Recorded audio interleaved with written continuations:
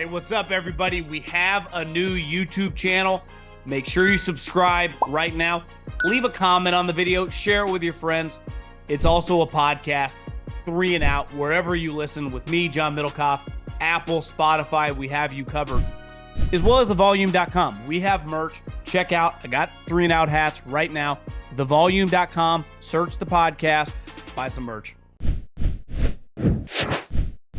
The one thing I like about Buffalo, and in previous years, I thought they were very, very reliant on Josh Allen's superpowers.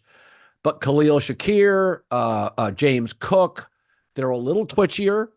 They're a little better after the catch. It gives them a little spice. They're a little less Josh reliant. He still had the play of the game. But when I do watch their offense, I'm like, there are gears to it now. And I didn't really feel there were gears. There are times Stephon Diggs disappears for a quarter, and they're fine. And that, to me, feels more like a Super Bowl team, where previously it was like, okay, can Josh... It was almost like watching a high school offense with a Division I quarterback. You're like, all right, 4 or 5 touchdowns. I feel they're balanced, even though Josh is still putting up, like, league-leading numbers. Totally agree. I mean, the definitive drive to me is they get the ball back up a touchdown with about 10 minutes left. And there were a couple Josh Allen runs in there, which ultimately was capped off by the Shakir touchdown, who in that offense, right, they had Cole Beasley forever. That's a great little security blanket over the middle of the field. They hit Diggs on a screen, and Cook had several runs. I mean, he's a legitimate player right now. Yes. So, this is it kind of becoming the Brady Manning, now Mahomes and Allen next week. It's Mahomes' first ever road game. And I think for the first time, you feel Buffalo can win. I mean, I haven't seen the line yet. I'm sure they're going to be favored. It's a tough place to play. And Josh, I texted a buddy in the league. I don't think he's the best quarterback, but he's definitely has the most raw talent of any quarterback in the NFL, right? And it was on full display with some of those. He's a cheat code in cold weather, which they said at the kickoff, it was negative, 0 degrees at the field. The wind, the chill, he's unfazed, a lot like Mahomes. So that was always a huge advantage in the Brady Manning thing, right? Brady had a huge advantage if the game was in New England. Well, it's a coin flip, right? Mahomes and Allen, there's no difference when they're outside. And to me, I totally agree. They're a little more balanced. And Diggs at any moment can make a big play. But Cook's emergence this season really has taken their team. They feel like the real deal. Now, can they overcome some of the injuries? They have some scar tissue in some of these big moments. Like what happens next week if it's 20-14 going into the fourth quarter and they're down? Do they get tight? Does that place get tight today? Right. They had the momentum. The Steelers, let's face it, little bit of a fraudulent team.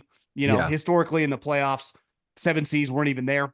So, I'm bullish on Buffalo. They've really, never forget when Ty Dunn, I know you have him on, friend of mine. Yeah. That definitive piece that he wrote, it felt like, well, they're going to start losing a bunch of games and this guy's going to get fired. They never lost, and they still haven't lost to this day. So you talk about a team with a lot of momentum. You got to like where the Bills, the way they've played over the last, 6+ weeks, right? Well, and the other thing, Ty Dunn's article wasn't inaccurate. What the Bills did, in which good operations do, remember when Tom Coughlin started getting heat, and instead of holding a grudge, Tom Coughlin improved. He listened to his players. Lightened up. And Sean McDermott, instead of getting defensive, McDermott's like, we got some issues here, and a lot of them are me. And so they make a change at OC. So, whenever a reporter writes something and has inside sources, you have sources, and there was unhappiness in the room. But I think, much like a Coughlin, a McDermott's like, okay, listen, this can go 2 ways. I can be stubborn and get fired. And by the way, a lot of coaches would. Or I can learn from it. And Sean's a fighter, high school wrestler, tough guy, fighter, been around the league a long time. And I think Sean also knows there's 3 quarterbacks in the league that are just different. Lamar, Josh, and Mahomes. There's a lot of good players. Those guys are different. They can just peel off a 28-yard run at any moment and be faster than the defensive players chasing them. I like Herbert, but he can be a bit wooden. I like Trevor Lawrence, but sometimes I don't think he's that accurate. There's a lot of guys I like. C.J. Stroud's excellent. He's a lot like Goff. Clean pocket, beautiful. Not a real mover. But I think Sean McDermott looks at this and thinks, okay, if I left, I will get no more Josh. You Yeah, that's never happening everybody's always like John Harbaugh really embraces Lamar. Well, no shit. There's one on the planet. It's not hard to go. They don't make them like that. So I think Buffalo, had a fork in the road, and McDermott's like, we have to be open and communicate. And I like them. This is an easy team to root for. They're kind of like Detroit in the AFC, been beaten up historically. I like them. I would say this about Sean McDermott, having spent a year around him. A lot of defensive coaches can just kind of lean tough guy meathead. And at Sean's core, he is a tough guy, but he's a well-read intellectual, right? He could have a conversation with you about a lot of different things. He's not just some old school hit you. Now, his personality, he can get tight, as was written about in that article, but he is a smart guy. I mean, this is someone that could have worked in finance. This is a guy that could have been successful in a lot of different industries. And to me, he deserves a lot of credit for clearly just maintaining that infrastructure inside the team. Because sometimes you can unravel in that situation. They were 6-6. They were headed to implode. Yeah. Now they're hosting the second round, right? I mean, they've turned this thing around and quick. Now they benefited because the team that they had to catch in the division was not Brady and Belichick. It was Tua and a team that was getting injured, losing multiple players a game for a month straight. But I give this Bills team, you talk about a team that went through a lot of shit early in the season, and now they have a player that on any given week, on any given game, I don't care if you got Patrick Mahomes, I don't care if you got Lamar Jackson, which is the two teams are going to play the next 2 weeks, they can have the best player on the field, which you saw today. He had stretches where it's like, I don't know if I've ever seen that quite before from a pocket passer, right? Because he's running like Cam Newton, but then he's throwing like Elway or Marino. Now they have a short week. They face Kansas City, but I do think many of their best players have been around the block, the coaching staff. I don't think short weeks necessarily are punitive to a Baltimore, Kansas City, Philadelphia. I mean, these teams play on Thursday, and the good teams are usually ready to go. So I don't think that's punishing.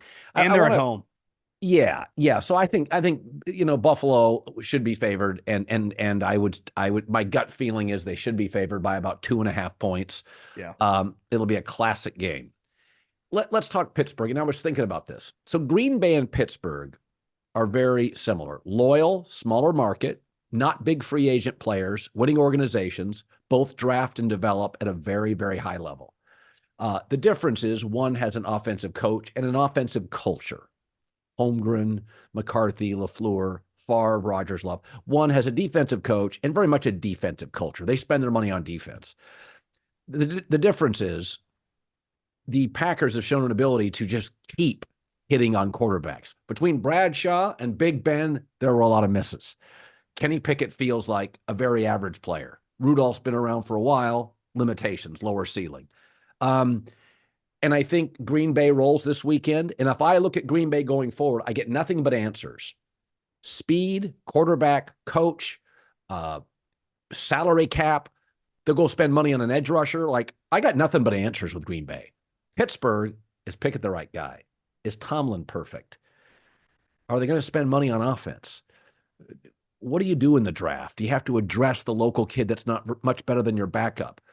And this is not, it's just funny when I look at Pittsburgh today and forward, I have nothing but questions, despite the fact they have good players everywhere. I like a lot of it, but are they going to address this? Well, Mahomes, to me, Allen, Lamar, now CJ Stroud, Burrow, their division's packed at quarterback. I don't pivot on my take that this has run its course with Mike Tomlin. Like today, making the playoffs as some 7 seed and losing by a couple touchdowns does not change my opinion. And I thought that was defined this season. What were they watching at practice to keep rolling with Mitch Trubisky over Mason Rudolph? Right? Mason Rudolph's not your franchise quarterback, but he was way better than Mitch that they were losing games with, which forced them to play everybody in that final game. And today they didn't have TJ Watt. I mean, he's one of the best players in the league. And they got there because they were in a position of loyalty. Mitch Trubisky, we paid him $8 million. It's like, guys, have you guys watched this guy play over the last 5 years? What are you doing? Say what you want about Mason Rudolph. He made some plays today. Yeah. Him and Trubisky are there's a wide gap. Yeah. But I'm with you. I mean, there is a culture in Green Bay, and it goes back to Ron Wolf and Holmgren, quarterback. Yeah. And in this league, you can't just roll out Tommy Maddox or some of these guys and expect to compete. You have no chance. None. I mean, not a snowball's chance in hell. And like you said, the division, they're in a different stratosphere. And now CJ Stroud's in the conference. Herbert's going to get Harbaugh. Like, what are we doing? So Yeah. I think it's time for divorce. I've been saying it for a while. The Tomlin thing, it doesn't reflect like he's some bum as a coach. He would get Right. hired immediately, but I think it's just time for a change. Now, organizationally, that's not their style. Let's face it. Beside Roethlisberger, they've really struggled at that position, right? Even with Cowher, it's not like they had big time quarterbacks.